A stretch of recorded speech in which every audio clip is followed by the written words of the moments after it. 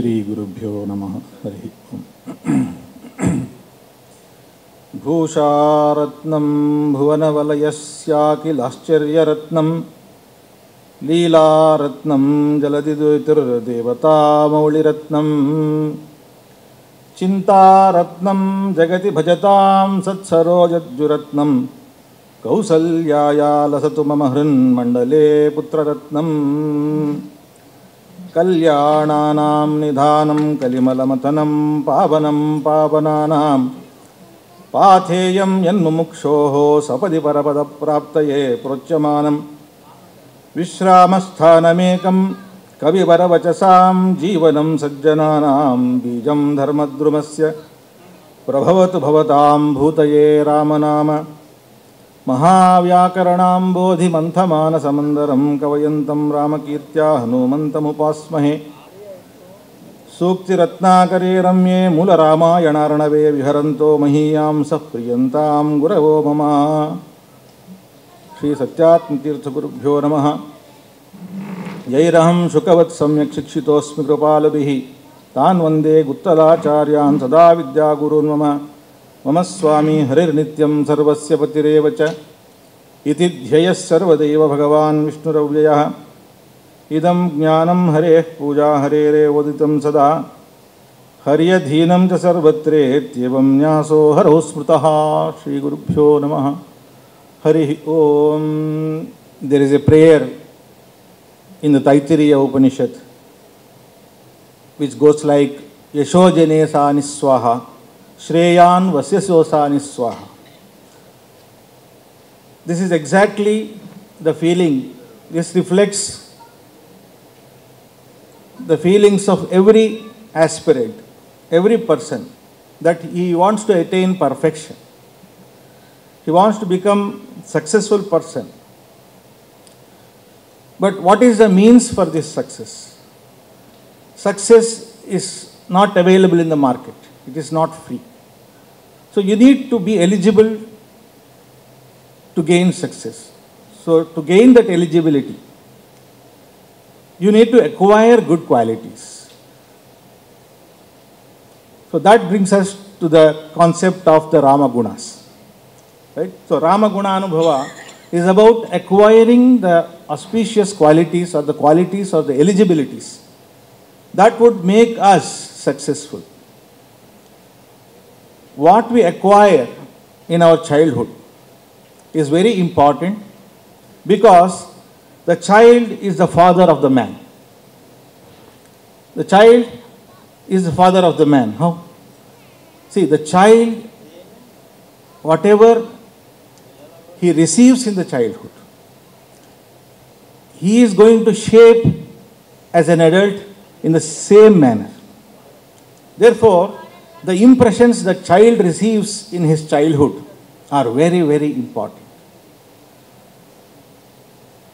You could have seen that the child which has had the fortune of listening to the tales of wisdom, attending programs like this and knowing about the gunas of Lord Sri Rama, definitely the good qualities of Sri Rama would have got an impression in the mind of that little child, and he would become a great person when he grows up. And also, there is a feeling of great ecstasy when we share these gunas to the others. We would have fulfilled our role in this society, because when we share, when we talk about the gunas of Lord Sri Rama, when the children would hear about this, about Sri Rama's greatness, his Tyaga Guna, and we have seen all the auspicious gunas here. And I am fortunate, I am almost to the end of the big list of the gunas. I suppose last but one, right? Last but two, okay.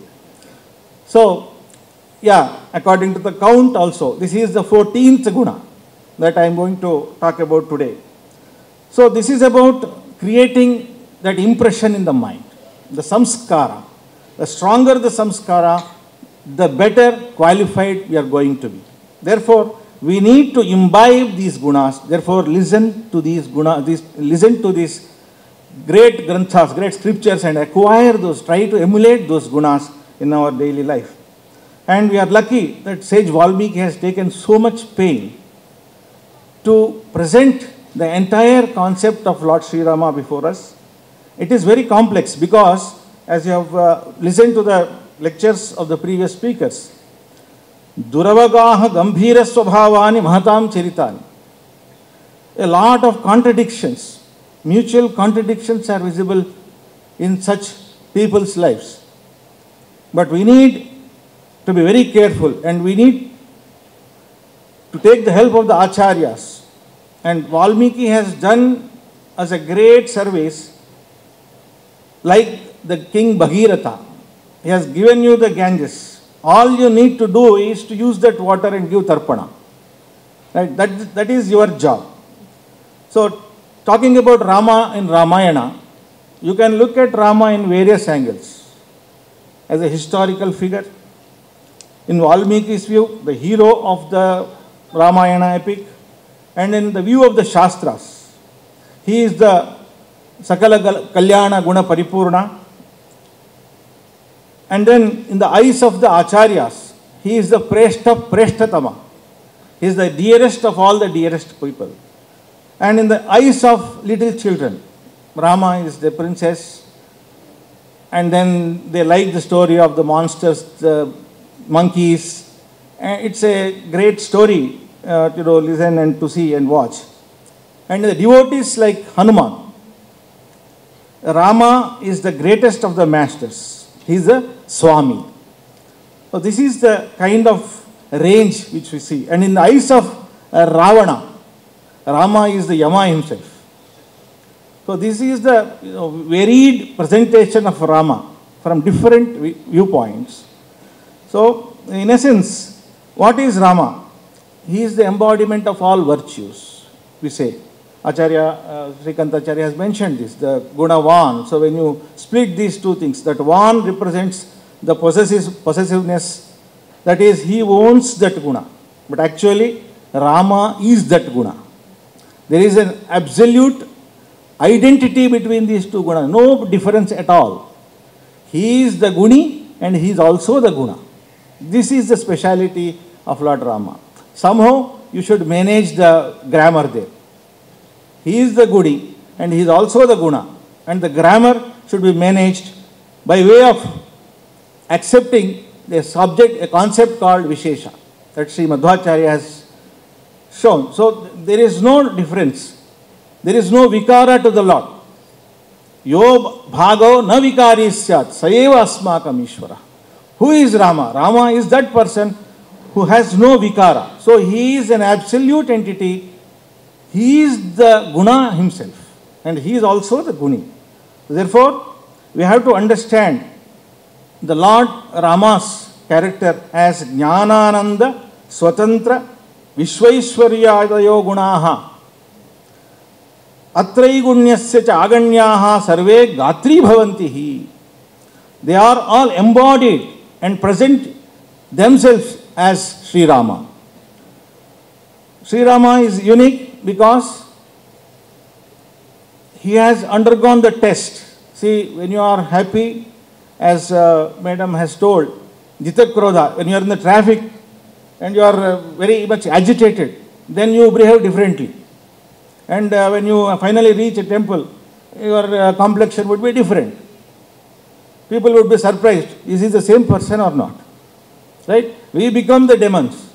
But Rama has endured the test, the litmus test, and he has proven that in all circumstances, against or for, he is the same Kalyana Guna. He has not allowed the situations to overcome him. So that is the speciality of Lord Sri Rama. So you have heard about how the Valmiki Ramayana has started with the questions of the Guna, which I am not going to get into because it's already covered. But to just give you a cue, because of the Guna that is the Dyutiman, which I have been asked to talk about. Atmavan kaha jitakrodaha Dyutiman ko anasuyakaha. Here, the Dyutiman is the aspect that is being asked. So Valmiki has demonstrated this, and the poet says, Shubha Matanutapadyam Sadhu Ramayanakyam Madhumaya Bhanatinam Margadarshi Maharshi. Valmiki's poem is so sweet, Madhumaya Bhanatinam Margadarshi, and he has taken up this Dyutiman as a model guna of the 16 gunas. So when he starts saying, Niyatatma Mahaviryaha Dyutiman Dhrutiman Vashi. So what does this Dyutiman mean? So what is the etymology of this word? So Dyu stands for Deepti, or the Prakasha, or the effulgence, the radiance, the splendor, the glow, or the brightness. It also represents the power, as someone the speakers mentioned. So the gunas slightly overlap in this case, because the Dyuti, as I see, is that splendor, and it is different from all the other gunas. See, Rama's gunas are so special that every speaker has said this, that my guna is very special. I also repeat the same thing. This Dyutiman is so special because all other gunas are anumeya, and this is the Dyuti guna, which is the inference to you, which is the pointer to all the other gunas. Because for Dyuti, you don't need to be in the proximity at all. For Priyadarshana, you have to see him to realize. But for the Dyuti, you don't need to be in the proximity at all. Because at the end, I would like to give an example from the Yuddhakanda and the later part of the Ramayana. So Dyuti in dictionaries is read as Sushama, Parama, Shobha, Kantir, Dyutihi, Chavihi. These are all the synonyms for Dyuti. So what does Dyutiman means? Then is, you can say that he is an effulgent person. Dyutiman. But what is that Dyuti? Is it some Prakrita Dyuti? It is an Aprakrita Dyuti. It is not made of Prakriti. Therefore, it is an Aprakrita Dyuti. And is it Khanda Dyuti? Because the light comes and it is suddenly stopped and again can come then. So this is not the continuous light. But Rama, is he a discontinued light? Is it a discrete? Is it digital type of a person? No. He is continuous Dyuti. That is Akhanda Dyuti. So there is no broken Dyuti, Aparichinna Dyuti, Vyapta Dyuti. Rama's Dyuti is not limited to one place.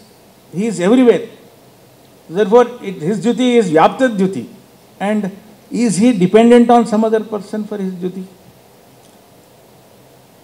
We are dependent. These are all dependent. They need electricity, someone to switch on. Then only they will give light. But does Rama require all these things? So therefore, his Dyuti is Swatantra Dyuti, independent radiance. That is the characteristics of the Paramatma. And is this due to something else? Like if you have a crystal and you take a flower near it, the crystal becomes red. This is called as the Aupadhika Rupa. So like that, does Sri Rama have this kind of Aupadhika Dyuti? And this is said he has Swabhavika Dyuti. His Dyuti is not any kind of Aupadhika Dyuti. And similarly, in Ramayana, we can see that you can compare this, you can have Dyuti to every guna, Ananda Dyuti. So all the gunas can be converted into this Dyuti and understood. And the commentators say that Shuddhanandoru Samvid Dyuti. So Shuddha Dyuti, unmixed, uncontaminated Dyuti is that what is Sri Rama. And we can see that this Dyuti attribute of Lord Sri Rama, what does this actually convert into? When you look at the definition, Sarvalokasya Didriksha Janakaha Dehakanti Visheshaha. That means it creates a desire in the person to see the Lord. The guna that creates that desire is called Dyuti. That means you want to see him. That is why I said, this is the precursor of all the other gunas. First, you hear about him and you understand his Dyuti. Then, you would then approximate his Rupa, his strength, his valor, his virya. All this can be understood. Therefore, first it creates the zeal or the desire in you to see or to realize. Therefore, sarvalokasya driksha janakaha dehakanti visheshaha atishaya prakashaha. And one more very important meaning that comes out of this Dyuti word is sarvesham prakashakanam prakashakaha. Suryasyapi suryaha prakashakasyapi prakashaka. Jagat prakashaka adityadi kula prakashaka. He was born in the Sun dynasty. Why? Because Surya is the prakashaka of the world. And Rama wanted to prove that I am the prakashaka of this prakashaka. Only when Rama is born into the Surya dynasty, then we say that Rama is Surya Vamshajaha. Therefore, Surya got a place.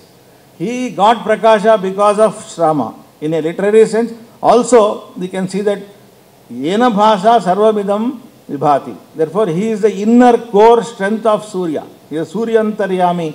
Dyuti is Rama. Therefore, even in the word Rama, we can see the same meaning. Ra Ama. If you split the word Rama as Ra Ama, Ra stands Ram. That means Agni, Surya, Aditya, all these people, they are very illuminated, luminous objects. So Rama is someone who is Amati, Sarva Loka Hitartham, Prakashakatvena Prapnoti iti Ramaha. So he is the illuminator of Agni, Surya and all these illuminating bodies. That is why he is called as Rama.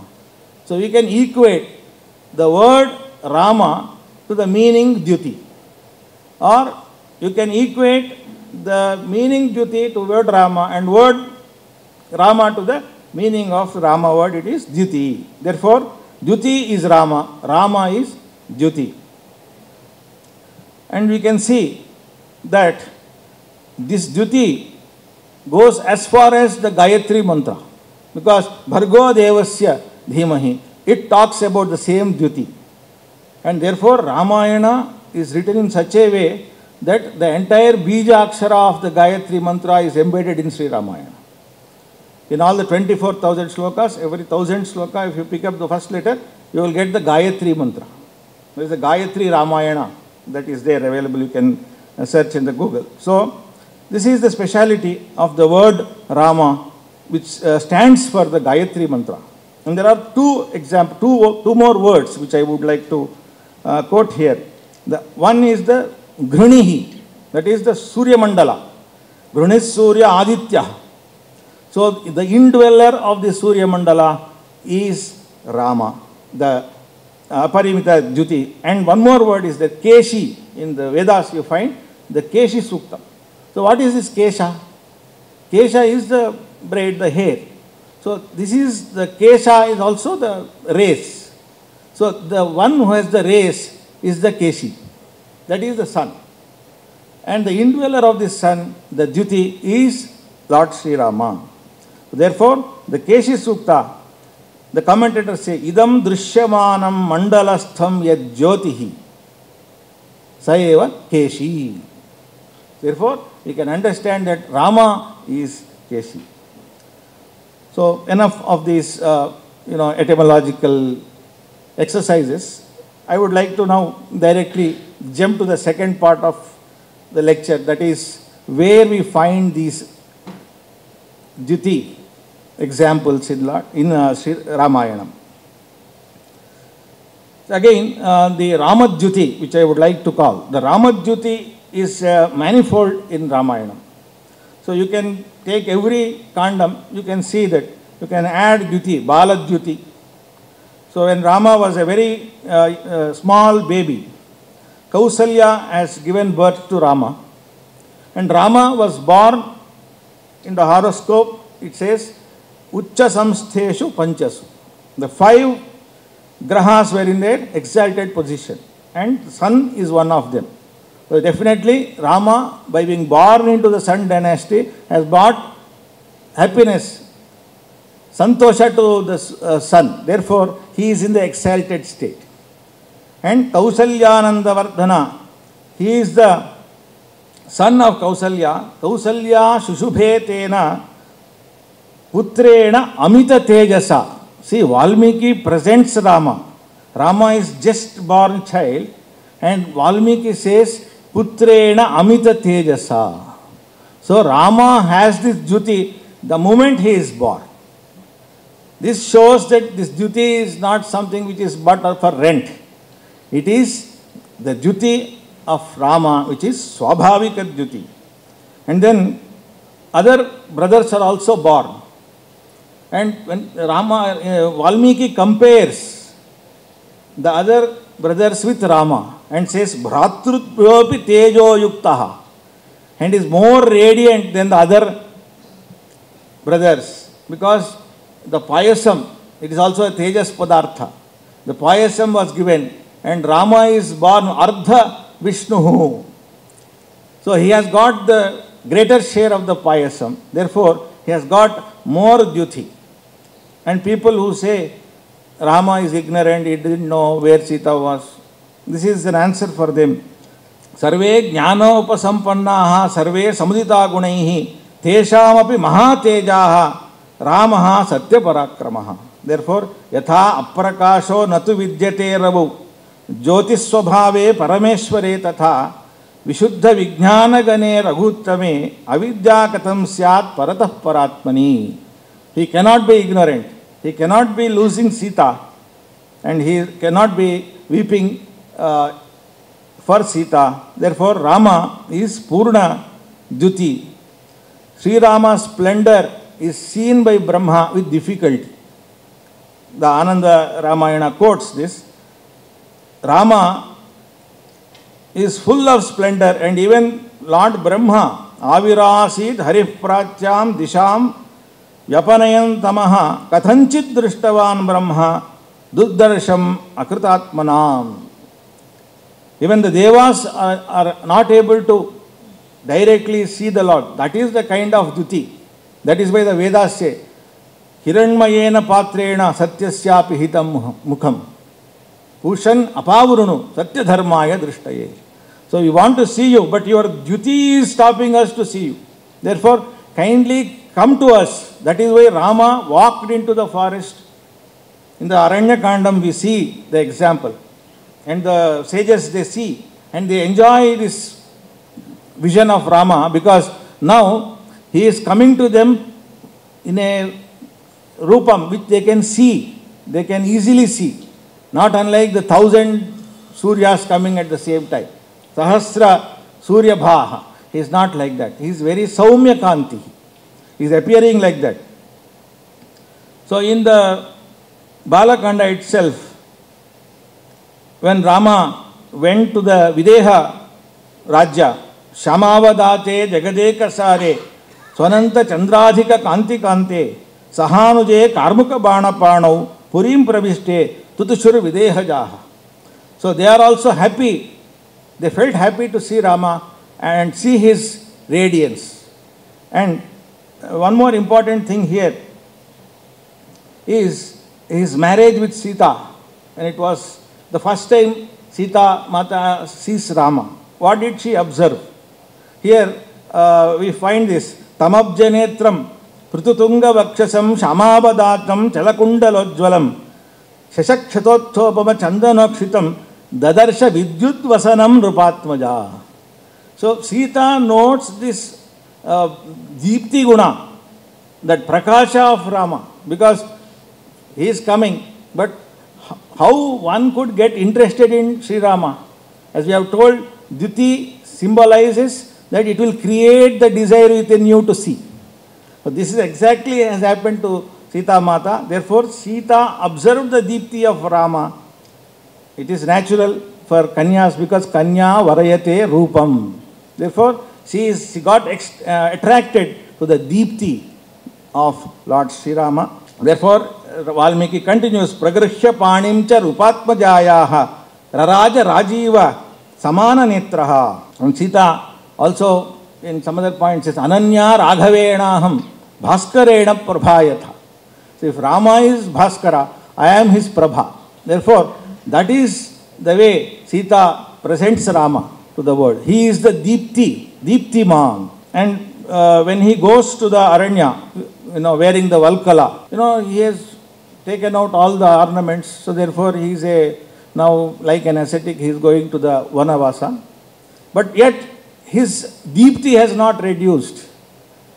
And this has been saved by the hermitage, the saints in the Aranya, because he is the Purna Purusha, Purnamadah, Purnamidam, Purnasya, Purnamadaya, Purnameva Vashishyate. So he enters the Vanam, and the Rishis and Munis, they see. And finally, Bharata, he comes to Rama to ask him, to persuade him to come back. Here, Rama gives his Paduka. And you can observe what Valmiki says here. Kakusta Padukakaram Maharham Mukutadvayam. So these two Paduka resembled two thrones on the head of Bharata. Just by the touch or the sparsha of Rama's feet, even the Paduka were shining. And you can think of Rama's duty. Even the Padukas are shining because of the contact of Rama's feet. Sapaduke Bharataha Swalankrite Mahojvale Sampratigruhya Dharmavit. It's very evident here. The Paduka also has the duty which I have mentioned in the beginning. The Paduka has the power to govern. That is the duty. Because the Paduka was ruling the kingdom for 14 years. That is the duty of the Paduka.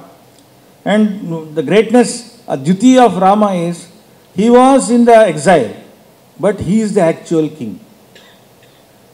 Bharata was in the kingdom, but he was not the king. He was just a, pratinidhi. The Paduka is ruling there. And one more thing is, Rama is into the forest, and because Ayodhya is too small for him. He is the king of the universe. Therefore, just Ayodhya Rama, Ayodhya king is too little a description for Rama. So therefore, his Deepti is so vast that he went into the forest, and then he has proved that his Deepti is of a different kind. Therefore, Aranyakanda, when the sages, they see him, Vaidehim Lakshmanam Ramam, they see all these people coming. And Rama is described as Rupa Samhananam Lakshmim Saukumaryam Suveshatam. Here the Lakshmi is the Rupa or the Deepti of Lord Sri Rama that is given here. So Rupa is the bodily shape, and Samhanana stands for the organized body. That is the body which has no dissimilarities, equally proportioned, because Lord is said to have the 32 auspicious lakshanas of a perfect person. His Swarupa is 32 lakshana, complete lakshana, deha. Therefore, he has the body with no dissimilarities. So equality is said to be the basis of beauty. Right? If you have a hand which is lengthier than the other, you don't look beautiful. So everything should be having a similarity, a synchronous body parts is required to be beautiful. Therefore, Rama is Samhananaha, Rupa Samhananam, Lakshmim, and Saukumaryam Suveshatam. And finally, into the Aranya, when he goes deeper and he fights with the demons, Rama's duty is evident here, because Rama was everywhere.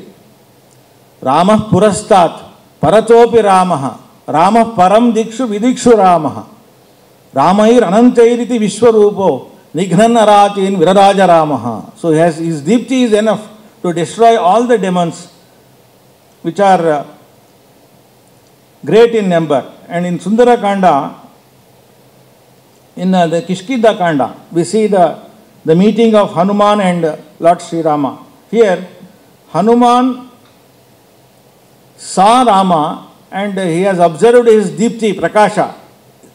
It was so important for Hanuman because immediately he thought that this person who is having this kind of Deepti is bound to be my master. He is my Swami, he is Sarvasva for me because this is the Ramadhyuti, because he didn't even see Rama for a long time. First time he is meeting. From a distance, he has not touched Rama. But at the same time, he already decided, he already became his dasa. How can he become a dasa? Except for the Dhyuti aspect that we can see. And in Sundarakanda, we have a beautiful description of Sita Mata saying and giving some kind of a message to Rama, some reminiscence of what happened in the previous as a secret code, that to affirm that Hanuman has come, actually met Sita and is taking the message. So here it says the Vayasa story, Vayasena tatastena balavat klishyamanaya samaya bodhita shriman sukhasuptah parantapaha. Here Sita says sukhasuptah parantapaha. So here she speaks about the Dhyuti guna of Rama. And what is the beauty of the Dhyuti guna is, here the commentators explain, Nikhila loka vidita niratishaya saundarya prasiddhi. So his Rama is very beautiful and he has the greatest of the Deeptis. But for any person, if he is sleeping, then he is not beautiful. Only when you have some kind of movement, some kind of activity you are doing, sthana, gamana, shayanadi dashayam rupamaniva lakshyate kaschit. So when you are moving, you are dancing, you are doing activity, then you are beautiful. Even you are doing just, you are resting, then you are also beautiful. But if you are in a deep sleep state, no one would say that you are beautiful. Because it brings out the ugly part of you. Because it is similar to a dead body. Because it has no activity. And no one would like to be with you at that point of time. So it is the heya part of it. But Sita says, that is the speciality of Rama, because he is the parantapaha shayanameva sakala shatru nivartana kshamam suptaha eva prakashita prachanna doshataya jugipsito nabhavati ayam tu shayanavasthayameva. She feels like doing nirajana to Rama even when he was sleeping. Rama was that beautiful. And in Yuddha Kanda, Ravana, who is Ravana? Dravana, everything he lifts. His name itself says, everything I will lift. So whatever is there, even I don't mind, whoever it is, other's wife, I will take and put it in Lanka. So Lanka says Laka. Laka stands for enjoyment. And then Lankayati Anena iti Lanka. So the place or abode for enjoyment is Lanka. So Ravana wants to take everything and put in Lanka. And what happens? Ramadhyuti destroys it. And Hanuman goes there and puts fire to Lanka. And we can see that the fire is nothing else but Ramadhyuti. Because he has put fear into the mind of Ravana. That is the Ramadhyuti that he has installed into Lanka. And by which the Lanka got destroyed. So in our, what we learn from this is, Ramadhyuti is that fire which burns off all material attachments. So if we actually meditate upon or think upon, reflect upon this guna of Rama, we kind of reduce our materialistic dependencies. Ramadhyuti has created so much fear in Ravana that Ravana has 10 heads. So he has got a big headache in all his 10 heads. Saint Vadiraja says so when he says, Lankadhipo manuta yamkala ratrimiva shankashata kuladhiya tamkala dandashata sankasha karmuka sharankanvitam bhajaharim. So Lankadhipaha yam kalaratrimiva amanuta. So he looked like Yama to Ravana. And Shanka Shata Kuladhiya, how can I counter this person? He is one. And he is extinguishing all my army. How can I face him? So this is the Dhyuti that we find in various parts of Ramayana. And I would like to conclude duties, that is the moksha duty that Rama has exhibited. When he called everyone, samayata samayata ye moksha padechavaha evam aghoshayad ramaha duteir dikshu samastashaha. All the different kinds of species followed him. Khaga mrugaha trunadayah pipilikascha gardabhaha tadasuruttama yato nruparanastu kim punaha sadaiva rama bhavana. They were all chanting Rama, Rama, Rama. And because of this sadaiva rama bhavanat, they become sutattvavedinaha. They become enlightened because jnane neva parampadam. You cannot go to moksha without jnana. But how can these get jnana? Therefore, by chanting Rama, Rama, Rama, they have attained this kind of enlightenment, and then they went to moksha. Yato bhavanstu te yayuhu harehe tadapadam. So therefore, the Rama guna, which is the duty, is when you contemplate upon it, the provider of moksha to the aspirants. And finally, I would like to conclude by saying, no Sita is kidnapped, and no Ravana again is born. So that is my heart's feeling, which I would like to share in Sanskrit. Madiya hridaya giridari shubhavana nadi vahati ghosha kalayatu bhavuko yadi iha purusha Sri Ramah khalu nari Sita lasatu punargrihe grihe Rama satkatha madiya hridaya giridari shubhavana nadi vahati ghosha kalayatu bhavuko yadi. Rama took everyone to the moksha sthana. Jnanam netrabja yugmat mukhavara kamalat sarva vedartha saran tanva brahmanda bhakyantaram adhikarucha bhasayan bhasurasyaha sarva bhishta bhayecha swakaravara yugen archina madadhanaha prayad devadi devaswapadam abhimukas uttarasham vishokam, thereby granting moksha to all the aspirants, all the Rama bhaktas. Rama has taken everyone to the moksha. So by this contemplation, by jnana duty, by the vedartha sarad duty, and the tanu brahmanda duty, worship Lord Sri Rama. If we chant the Rama Nama, we will also be able to reach the abode of the Lord. So I would like to request you to chant the name of the Rama, and I'll thank the organizers here who have given the opportunity for us to talk about Rama and chant the Rama Nama so many times. Because every Rama Guna, when I'm saying, we are actually chanting all his auspicious names and all the attributes that we are contemplating. Therefore, I request all of you to finally chant one time for me, Jai Shri Ram, Jai Shri Ram, Shri Krishna Arpanam. Sorry, I have hastened up my speech. I don't speak so fast normally, but because of the lack of time, I don't want to really hold you up here. So I just fast forwarded my speech so that I could complete what I wanted to express here. Any mistakes, kindly forgive. You are all Jita Krodha, so I don't need to worry about it. Thank you.